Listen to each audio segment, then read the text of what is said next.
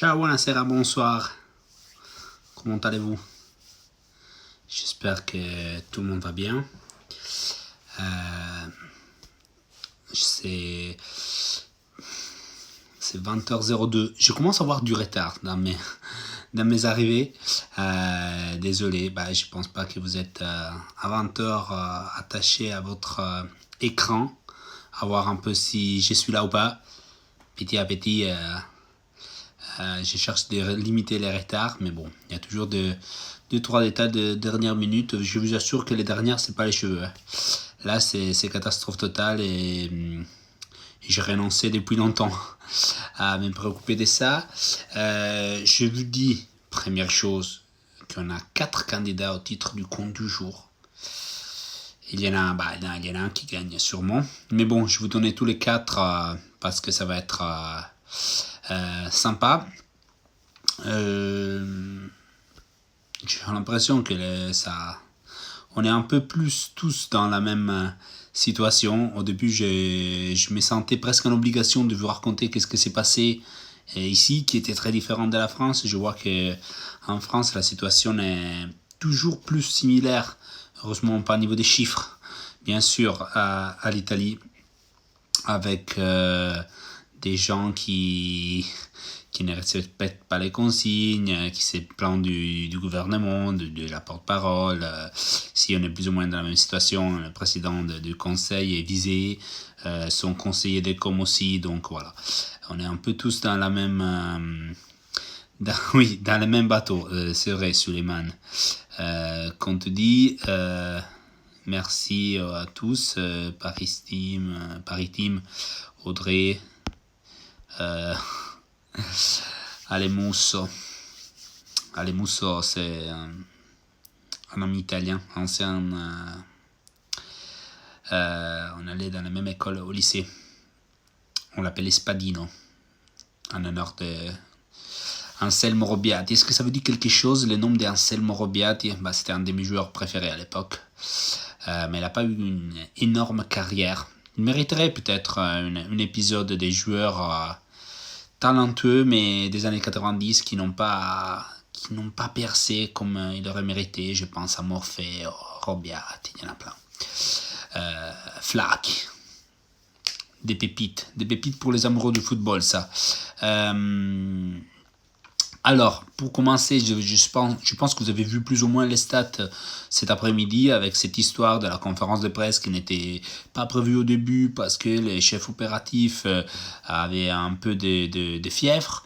Donc, c'était annulé. Après, à 18h moins 15, ils ont dit non, il y aura une conférence de presse. C'est des autres qui vont parler, comme d'habitude. S'il n'y a pas un chef, il y aura un sous-chef qui doit parler. Du bien et du mal dans cette chiffre. Écoutez, c'est difficile de faire les tri ou d'être satisfait quand les chiffres sont tellement énormes encore. Je suis en train de les relire pour être sûr d'être correct. 683 morts. Ça amène les totales à 7503. Donc c'est vrai qu'on peut trouver des stats qui sont meilleurs à niveau des actuellement positifs, qui pour les 4 jours consécutifs, l'augmentation est mineure. Donc il y a des choses importantes. Imaginez qu'en Lombardie, l'augmentation des comptages, aujourd'hui, c'est à 5%. 5%, c'est les mineures taxes d'augmentation qu'il y a eu depuis le début. Donc, et la Lombardie, vous savez, c'est la région la plus touchée, mais surtout celle qui a eu les mesures les plus rapides de fermeture totale devant les autres régions. Donc, on peut espérer de voir des situations positives, entre guillemets, avec cette statistique en Lombardie.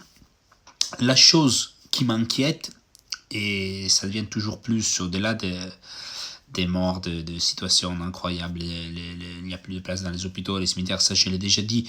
Aujourd'hui, j'ai vu à la télé italienne un reportage en Lombardie, bien sûr, évidemment, dans une église où ils ont ouvert l'église pour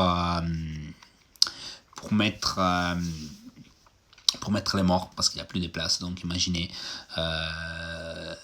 son 80 devait arriver, et on attend une deuxième fois l'armée qui prend les morts et les amène ailleurs parce qu'il n'y a plus de place même pour la crémation.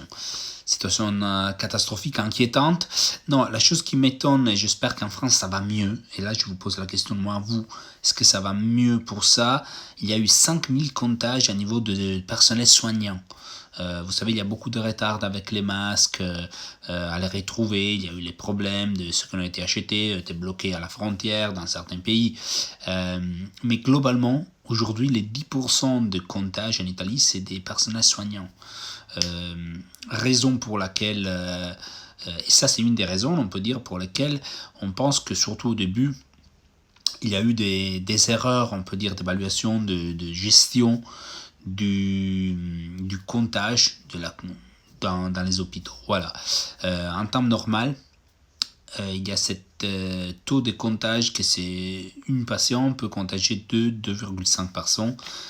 Au début, dans les hôpitaux, en Lombardie, on peut arriver à 6 ou 7 comme taux.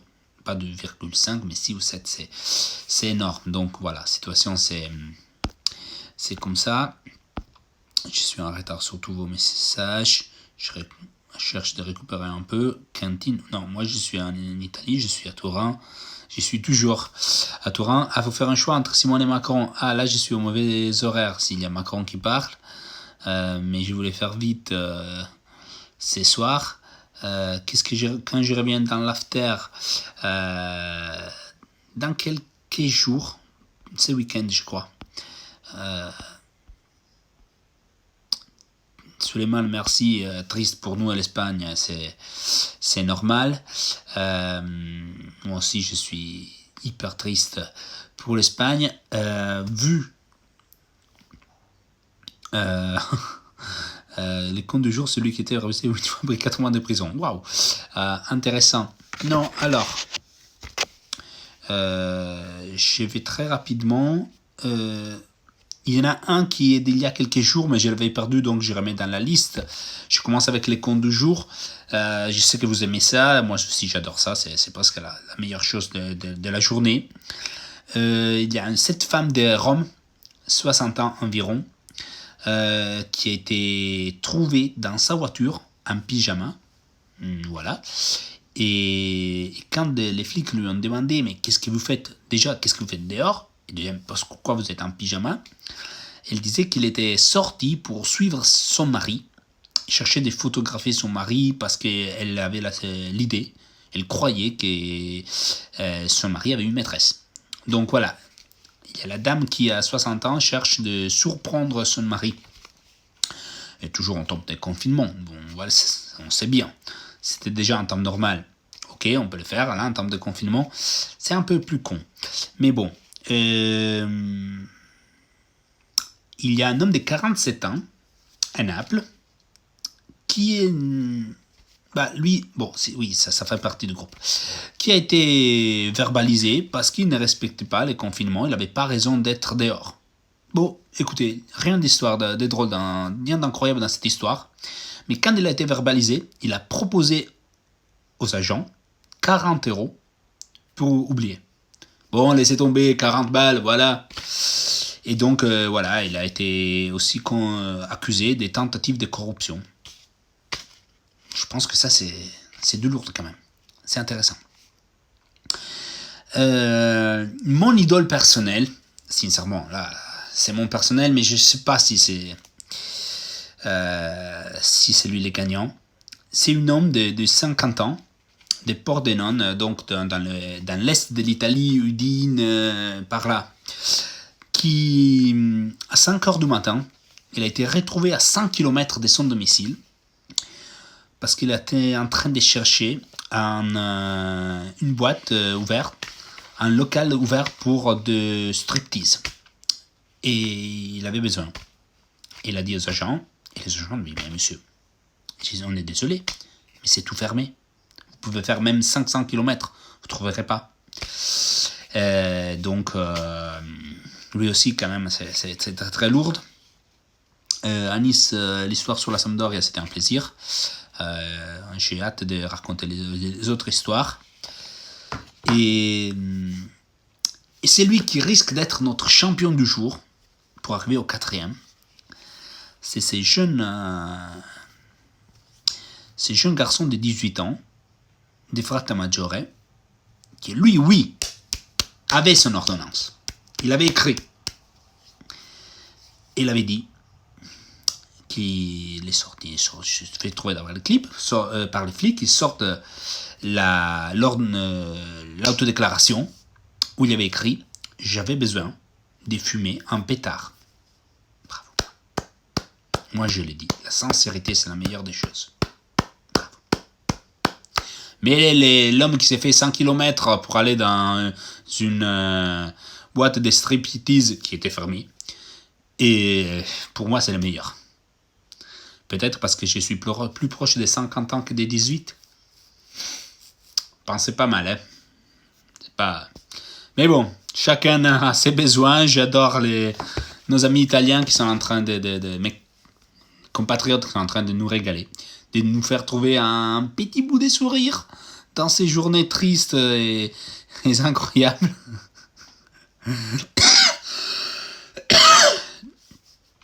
Désolé. Là, c'est simplement que j'étais en train de rire et j'ai vu que mon ami Alessandro m'écoute même en français. C'est bien. C'est bien. Ça va l'aider à retrouver un peu son niveau de français. Je devrais faire un bouquin à la fête avec les contes du jour. Ouais, j'y pense parfois. Il faudrait vraiment l'écrire. Il faudrait avoir le temps de commencer à l'écrire. Là, c'est pas simple. Mais il faudrait le faire. Alors, bon, je sais pas. Pour voir si pour vous, c'est les types des 18 ans, c'est les types des 50. Gros pensée aussi pour l'homme de 47 ans à Naples qui a cherché de corrompre les flics. Je pense que que lui aussi mérite une grosse pensée.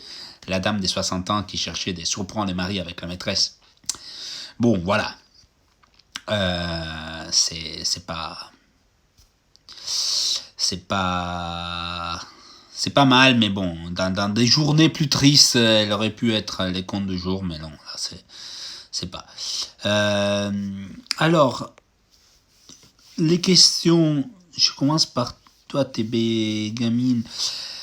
Je sais pas. Je sais pas on est où avec les projets de reconversion de la Ferrari pour produire des machines de respiration. Je sais pas. Il y a eu des histoires plutôt incroyables. Vous savez, il y a un inventeur qui a trouvé la façon de convertir des masques pour l'immersion des décathlons pour faire en sorte qu'ils soient des respirateurs. Il y a eu des autres qui sont réussis à imprimer des valves qui manquaient pour des respirateurs et ça a aidé beaucoup la production parce qu'ils n'arrivaient pas à trouver. Donc je vois bien qu'il y a des choses qui avancent. Il y a une usine qui produisait du matériel, des tissus pour la course. Ils ont même fait une body, je pense, de Serena Williams, qu'elle utilisait pour tennis. Et eux sont en train de reconvertir les productions pour faire des masques un peu spéciaux. On a beaucoup de reconversions en Italie, des gens que, au-delà du business qu'il y a actuellement, parce qu'il y a un business incroyable, bien sûr, la plupart, je pense au-delà de 90%, je vais avoir écouté ça, mais peut-être je me trompe, mais beaucoup de production de tous les masques et à l'étranger, donc l'Italie doit acheter, c'est plus difficile. Il y a une énorme aussi concurrence en ces moments actuels, mais on a beaucoup de choses qui sont en train d'entreprises qui sont en train d'investir sur ça, et ça peut être même une reconversion qui pourrait durer dans l'avenir. Sportiel, après son positivité, ça donne pas des nouvelles. Il n'y a pas d'autres nouvelles, donc il est en isolement. Apparemment, il va bien.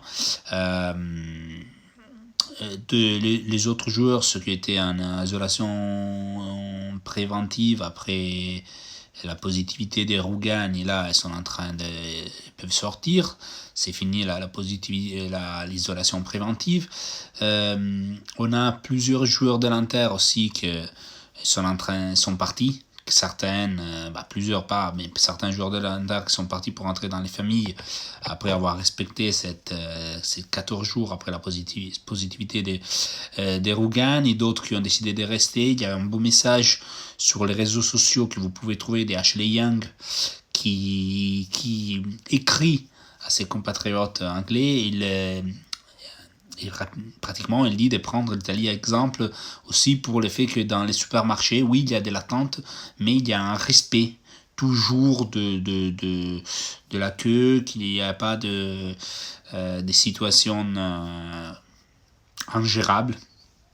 Alors, Rito, les pics de l'épidémie, c'est non. L'Organisation mondiale de la santé a dit aujourd'hui que ça pourrait être pour 7 semaines. On attend. Là, quand on verra les chiffres qui continuent à baisser, et moi j'attends les jours où il y aura, c'est pas possible rapidement, mais une diminution importante de comptage, ce serait important. Voilà. Polémique avec les Tchèques ou pas, il y a eu des polémiques avec les Tchèques, mais bon, sincèrement, si on se met à faire de la politique. Aujourd'hui, il y a 3 façons de vivre les moments en Italie. Il y a ceux qui adhèrent au complotisme, et aujourd'hui, il y a entre les tendances sur Twitter, entre les bruits, les chats WhatsApp. Moi, je suis rentré dans une infinité de chats WhatsApp dans les derniers jours. On parle que de ça, on parle des hypothèses de virus qui a été créé. Il y a des hypothèses, vous savez, partout. Et ça, c'est un peu le délire d'aujourd'hui. Et les Tchèques, par contre, et tout ce que c'est politique sur le fait que l'Europe n'aide pas, etc., c'est un peu passé là. Aujourd'hui, c'est la polémique, c'est un peu sur est-ce qu'on est victime de. Voilà, je vous dis que pour moi, c'est n'importe quoi. Est-ce que les pays voisins pourraient leur aide comme ici avec la France? L'Allemagne commence à proposer un peu d'aide avec des malades qui sont pris en charge. Oui, ils sont partis hier à Leipzig, si je ne me trompe pas des villes. Donc, c'est normal. Moi, je pense que c'est normal. Les jours où l'Italie, éventuellement, aura passé son pire moment, sera les premiers pays à aider les autres. Je pense que si on veut croire à l'Europe, je ne fais jamais de discours politiques, mais je ne les ferai pas. Mais si on veut croire à l'Europe, soit c'est maintenant, c'est vrai, soit si c'est vrai maintenant, soit ça sera jamais vrai. Ce sera des lois mises ensemble un Parlement européen, mais rien d'autre pour moi. Comment ma fille supporte les confinements? Écoute, depuis hier, il y a Disney+, que ça aide un peu plus, mais après, je la mets pas toute la journée devant la télé. Elle a 3 ans, qu'est-ce que tu veux faire? Tu cherches des jouets, dans n'importe quelle façon, tu inventes des jeux à la maison, tu fais des dessins, tu regardes la télé, elle fait de la cuisine tous les jours, l'après-midi, elle fait un truc, elle a fait les pains il y a 2 jours avec sa maman, elle a fait un gâteau, les biscuits, on cherche de passer les temps. Chaque demi-heure passée, c'est une demi-heure gagnée dans les combats de survivre, entre guillemets, avec tout le respect, à la journée, parce qu'au final, les journées se rassemblent, et avec un enfant des bas âges, c'est plus difficile de structurer. Donc, on ne peut pas sortir comme tout le monde. Depuis 2 jours, il fait froid en Italie. Ça fait vraiment froid. On ne peut même pas aller sur la terrasse ou dans la cour. Donc, c'est de l'improvisation. Sincèrement, c'est vraiment de l'improvisation. Oui, elle la supporte bien. Merci à tous.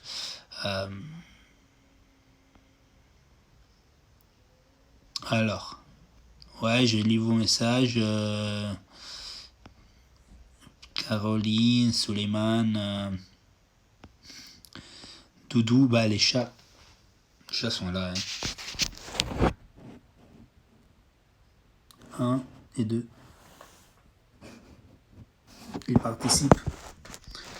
Ils font les timides, mais ils participent toujours. Ils sont toujours là. Sincèrement, je pense que parfois, des jours, je ne vous le montre pas, mais Perry est toujours derrière. Il vit ici, et l'autre, les traumatisés, qui s'appelle Hagrid, il a peur de se montrer, il a peur même de se faire toucher, mais bon, c'est un autre discours. Icardi, Vanda, ouais, là c'est un autre discours, là, laisse tomber. Et écoutez, je ne sais pas si Macron a parlé, ou doit parler, ou a déjà parlé, mais aujourd'hui il y a eu encore une intervention du président, du premier ministre Conte, président du Conseil des ministres, qui a répété pratiquement la même chose que hier, sauf qu'il a fait un parlement. Il avait été accusé de prendre toutes les décisions sans passer par les parlements. Là, il a parlé au Parlement. C'est pas que c'est beaucoup amélioré la chose. Ça reste beaucoup critiqué un peu partout, même s'ils sont à niveau politique. Même si les sondages les donnent en nette augmentation en Italie. On verra si à la fin de tout ça, il y aura un retour politique sur cette situation.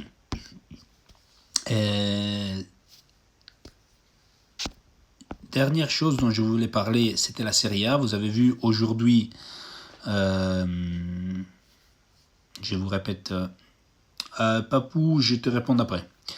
Vous avez vu aujourd'hui que il y a eu cette hypothèse écrite par la Gazzetta à la une du fait que la Serie A pourrait ne pas reprendre. Alors, la situation n'est plus... C'est très simple, et ça.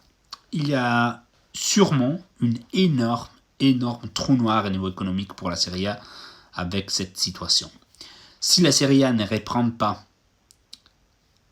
si la Serie A reprend, mais se joue à huis clos, ça ne s'améliore pas énormément, quand même. Parce qu'il n'y a pas les recettes du stade, tu dois rendre quand même des argent. Les clubs risquent de rendre de l'argent aux abonnés aussi. On verra. La Juve a déjà remboursé tous ceux qui avaient acheté les billets pour Juve Inter par les abonnements pour l'instant, parce que c'est pas prévu, mais on verra quoi. Donc, si les championnats reprennent, mais s'ils reprennent tard, s'ils font beaucoup de matchs ensemble, même les télés ne seront pas hyper contentes en théorie, parce que ça veut dire qu'il n'y aura pas de fragmentation, pas très peu de fragmentation, mais ça, c'est un discours qu'on verra après. Quand même, les clubs vont perdre beaucoup d'argent. Qu'est-ce que peut aider aujourd'hui à sauver les clubs si les joueurs acceptent de réduire leur salaire, ou si le club arrive à imposer le fait que les joueurs ne soient pas payés pour la période où ils ne jouent pas. Donc, si on ne reprend pas les championnats, les clubs qui parlent beaucoup, il y a des assemblées de ligues par conference call, qui se sentent entre eux, les dirigeants, les présidents tout le temps, pourraient réussir à ne pas payer les joueurs sur la fin de saison. Chose que aiderait énormément le club. Après, en ce moment, ceux clubs qui font sentir beaucoup plus leur voix, peut-être c'est un hasard, peut-être pas, mais sont les clubs sur le fait que la saison est morte. C'est les clubs comme la Sampdoria, comme Brescia, qui sont en train de vivre en fin d'une saison cauchemardesque et sauveraient leur maintien en Serie A. Entre les clubs qui ont envie de jouer, on parle de Napoli, Lazio, l'Atalanta, il y a un autre point d'interrogation. Si on arrête la Serie A, on fait quoi des championnats On fait quoi de la Ligue des Champions? C'est pas la Serie A qui décide. Si la Ligue des Champions continue, mais il n'y a pas des championnats, ce serait, et Ligue Europa bien sûr, ce serait très compliqué pour les équipes qui sont engagées ou qui ont de l'ambition. Je pense à l'Atalanta, je pense surtout à la Juve, je pense à Naples, on verra, il y a encore un match à jouer, peut-être c'est la fin. Inter et Rome ont des matchs d'Europa League, ça deviendrait un objectif déterminant, mais sans match pour se préparer. Aujourd'hui, je pense que c'est surtout ce que c'est sorti dans les journaux, une forme de pression que le club veut faire au gouvernement pour avoir certaines aides. Sans certaines aides du gouvernement, ça va être compliqué pour plusieurs clubs de finir la saison sans un déficit incroyable, sans un trou de bilan incroyable. On parle aussi de 30% de clubs à niveau plus bas qui pourraient disparaître, qui pourraient faire faillite. Donc il y a une situation catastrophique. L'autre chose que le club demande, ça c'est une chose dont on n'a jamais parlé. Alors, il y a un décret en Italie qui s'appelle Decreto Dignità, qui depuis 2 ans, si je ne me trompe pas, 2 ans, oui, a interdit la pub, la commercialisation de n'importe quelle publicité de sites ou autres qui concernent les jeux d'argent. Donc une chose qui demande aussi le club, c'est d'enlever ça. Ce décret qui interdit la commercialisation des spots publicitaires, des publicités concernant les jeux d'argent, les paris sportifs, et pouvoir donner à nouveau des nouvelles entrées à niveau économique aux télé, aux clubs directement. Ça pourrait être très important ça. J'ai l'impression que tout ce que c'est en train de sortir, c'est surtout de faire de la pression sur le gouvernement. Je l'ai dit plusieurs fois. Rappelez-vous que le foot italien, c'est 6e, 7e dans les plus importants. Dans les 6e ou 7e dans les usines, les entreprises, on peut dire les activités productives, voilà, plus importantes de l'Italie. Et donc, c'est normal pour moi en ce moment de faire aussi de la pression. C'est pas, comment on peut dire, c'est pas la chose que vous attendez peut-être en ce moment de club de football, de faire la pression pour avoir des avantages, mais moi je la vois comme ça l'histoire. C'est normal en ce moment que le gouvernement est en train logiquement de penser à aider toutes les entreprises, tous les secteurs. Les footballs, on dirait oui c'est des riches, mais les propriétaires, les présidents sont en train de risquer de voir leur saison, leur bilan s'effondre, et avec énormément d'argent à payer pour des joueurs qui pour l'instant continuent à dire avec Damiano Tommasi, c'est pas la priorité, pensez à notre salaire, quand dans d'autres pays il y a les joueurs qui sont en train d'accepter des baisses des salaires. Et donc, le club italien doit penser à leur avenir. Normalement, on ne peut pas imaginer, même l'État italien, pour moi, ne peut pas imaginer de voir un foot italien qui va devenir une 5e, 6e, 7e, 10e puissance européenne, parce que sur une saison, ils ont perdu énormément d'argent. Il n'y aura pas des structures derrière pour aider le club. Donc, pour moi, c'est ça la situation.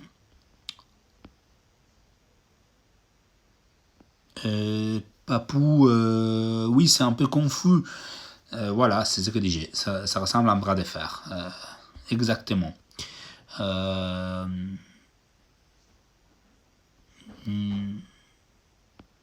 Sur les couvre-feux, j'ai pas beaucoup d'avis. Il n'y en a pas ici. Non, c'était... la conférence, il était au Parlement, donc c'était pas une vidéoconférence comme celle d'hier qui était totalement ridicule. Oui, bien sûr, le club ont des employés, il faut les payer. C'est-à-dire, les footballs, il faut arrêter pour moi de voir de façon démagogique, les footballs sont des riches. Les joueurs, bien sûr, sont riches et sont avantagés. En Italie, ça commence à sortir sur un peu tous les journaux, un peu la polémique que j'ai fait depuis des jours, je vous raconte, ça va sortir, pourquoi les joueurs ont eu les tampons, et tu as 5000 comptages entre les personnels soignants et des médecins, des infirmières qui ne peuvent pas avoir les tests pour les coronavirus, et tu sais qu'il y a plein de joueurs qui l'ont fait. Ça commence à faire une polémique, donc bien sûr le monde du football doit, dans certains côtés, protéger sa force économique et sociale. Je lisais entre tous les journaux sportifs d'aujourd'hui, il y a une préoccupation des présidents, évidemment, que comme plusieurs autres secteurs de loisirs, cinéma, concert, etc., que cette situation, déjà on espère que ça va se résoudre, bien sûr, mais aujourd'hui, dans certains secteurs, il doit penser à l'avenir, c'est obligé.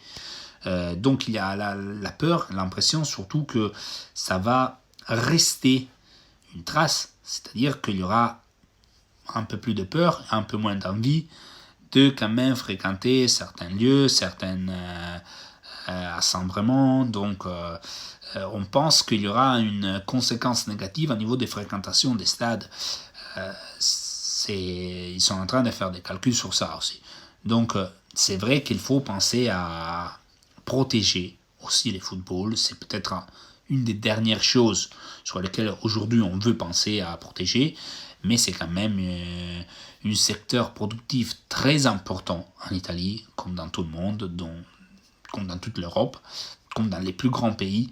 Donc bien sûr, même l'État devra se préoccuper de trouver la façon, comme l'UEFA est en train de dire, oui, pour cette période, le fair play financier, on va trouver des dérogations, même l'État italien va trouver pour moi des arrangements pour faire redémarrer les foot cette saison avec certaines conditions et donner des avantages pour la saison suivante.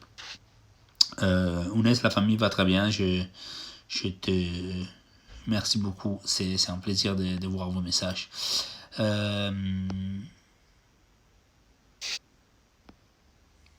La différence culturelle entre les clubs, oui, ça va être un sujet after. C'est intéressant. Salut Sylviane. Si la saison ne prend pas mai, c'est fini la Serie A cette saison.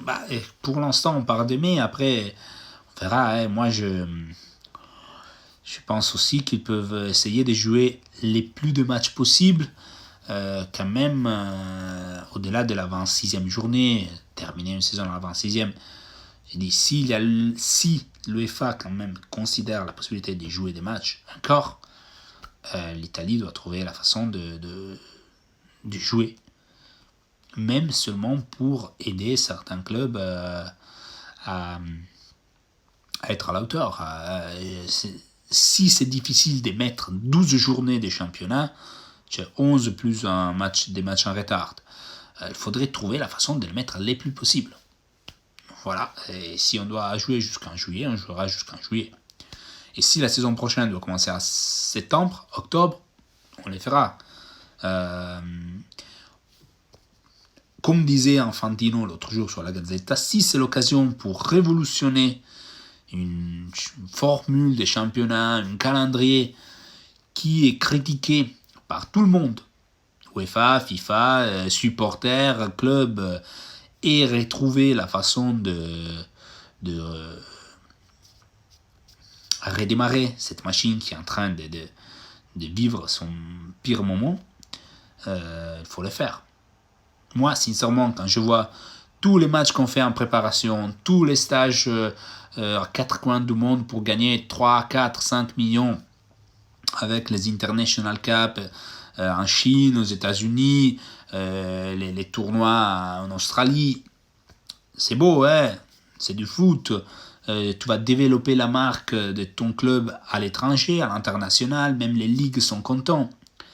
Mais à un certain moment, si on peut annuler tout ça et révolutionner les calendriers et utiliser mieux certaines dates pour les sélections, pour autre chose, on va l'utiliser. Bien sûr, il faut toujours considérer des périodes de stage, de préparation, mais s'il y a l'occasion de trouver une façon plus intelligente de gérer une saison de football, 2 saisons de football, les prochaines 10 saisons de football, il faudra les faire.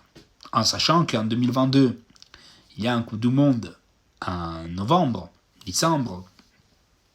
Et donc, il y aura déjà un calendrier révolutionné. On peut profiter de ça et voir que n'importe quand ça reprendre, mais cette saison, ça va se reprendre. Et après, on va voir à partir de ces jours-là comment réorganiser les calendriers jusqu'à la Coupe du Monde 2022. On ne parle pas de 10 ans. Ça me semble logique. Oui, Boxing Day et plus quoi d'autre. Voilà. Les patriotismes, dans quel sens patriotisme maritime qu'il y a des joueurs qui vont plus sortir de leur pays. Moi, je pense que sûrement il y aura des conséquences sur le mercato parce que déjà, aujourd'hui, j'ai lisé sur Tuttosport que si la saison se poursuit, les clubs voudraient avoir un marché ouvert jusqu'en octobre. Jusqu'en octobre, c'est énorme. À partir de août, ça commence à août, ça va jusqu'à octobre. Ça risque de vouloir dire si ça commence normalement en septembre, la saison, ça risque de vouloir dire de commencer avec le marché ouvert. Donc, voilà. Non, maritime pour amour de leur pays, non. Je pense qu'à certains moments, ça va être impossible. Si vous n'avez pas suivi ce que j'ai raconté lundi sur l'after de la Sampdoria de 91-92, 90-91, mais aussi toute l'histoire avec la présidence Mantovani à partir de 79, il y a encore des histoires, mais ça fait 20 ans maintenant que le football, c'est notre football. À l'époque, les joueurs de la Sampdoria refusaient de partir. Il y avait même eu un dîner en mai 1989 entre les grands protagonistes de cette Sampdoria, Mancini, Vialli, Bierkovud, Pagliuca, qui y avait encore il y en avait une encore, je ne me souviens pas, mais eux, ils avaient tout dit, nous, on ne va pas partir. Il y avait d'offres du Milan, de l'Inter, de la Juve. On va pas partir jusqu'à quand on n'a pas gagné un titre. Voilà, parce qu'ils avaient une reconnaissance vers la Sampdoria, vers les présidents. Pour moi, c'était une autre époque. Arriver jusqu'à avoir une reconnaissance du pays serait beau d'un certain côté. Mais non, aujourd'hui, pour moi, les pays, pour revenir au discours un peu politique que je faisais avant, les pays peuvent être aussi l'Europe. On peut commencer à penser à ça, à être joué à Turin ou à Paris, c'est pas très différent pour quelqu'un qui est né à Naples et grandi à Rome et a commencé à jouer au plus haut niveau, je sais pas, à Milan.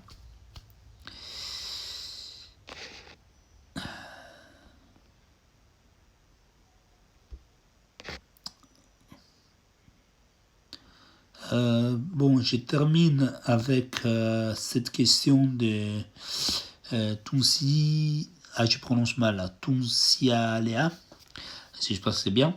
Milinkovic-Savic au PSG, qu'est-ce que je pense? Je pense que n'importe quel club au monde qui achète Milinkovic-Savic prend un crack total.